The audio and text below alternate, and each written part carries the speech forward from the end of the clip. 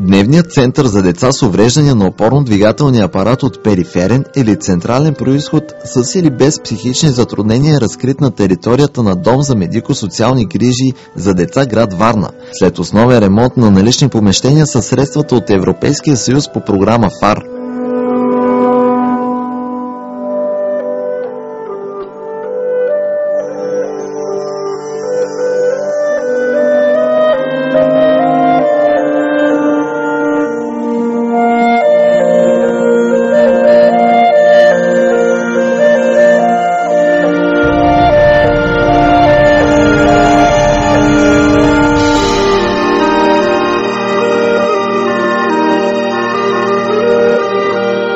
Дневният център разполага с дневна, столова, 2 спални, зала за кинезитерапия, мултисензорна зала, педагогически кабинет, манипулационна, лекарски кабинет и други помощни помещения.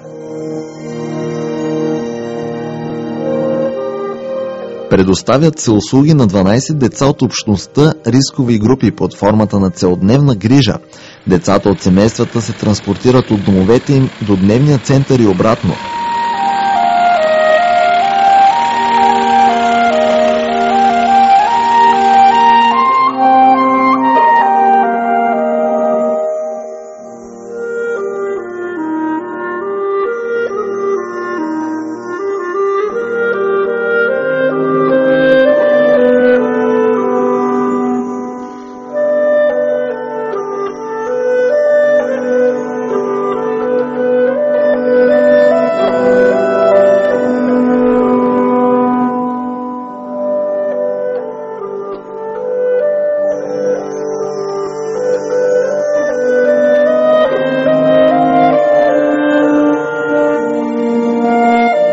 Мултидисциплинарният екип, състоящ се от директор на дневния център, лекар, социален работник, педагог, логопед, психолог и кинезитерапевт се събира в началото. След постъпването в дневния център на всяко дете и се изготвя оценка на неговите потребности. На базата на нея се прави индивидуална план-програма.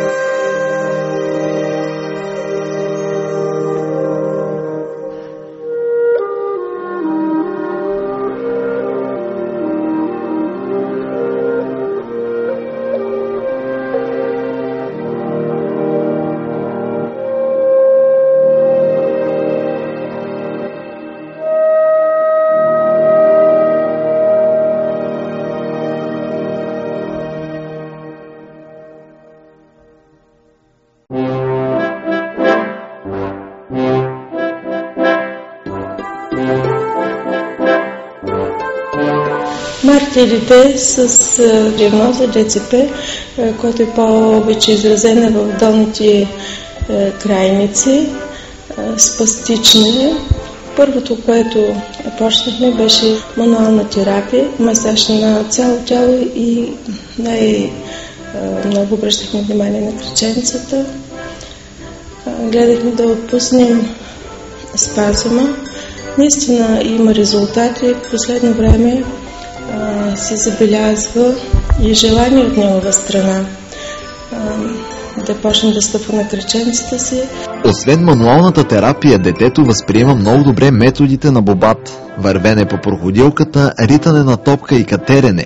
По думите на Донка Барусова, Марти изпълнява всичко с голямо желание и състоянието му се подобрява с всеки изминал ден.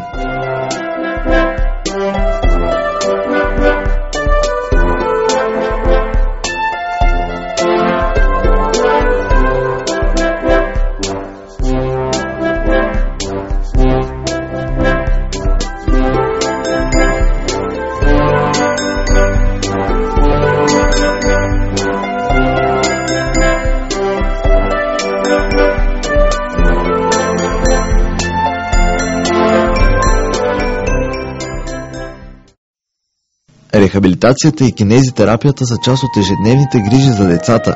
Виржиния Маркарян е кинезитерапевт. Основната й методика на работа това е лечебният масаж.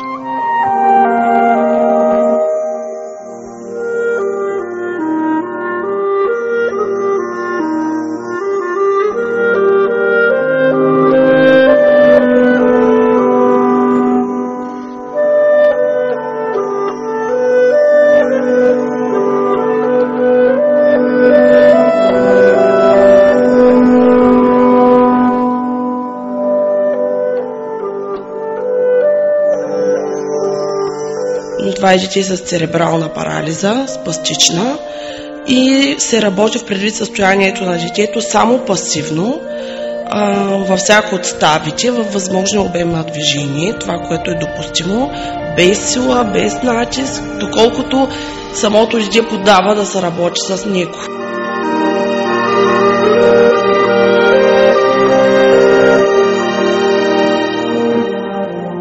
Колко време продължават самите сеанси? Около 30 минути, в зависимост от това, пак казвам, от състоянието на детето. Ако е раздразнително, ако има причина като заболяване някакво, което примерно сега започва, тогава се съобразяваме със състоянието на детето и не прекаляваме в никакъв случай.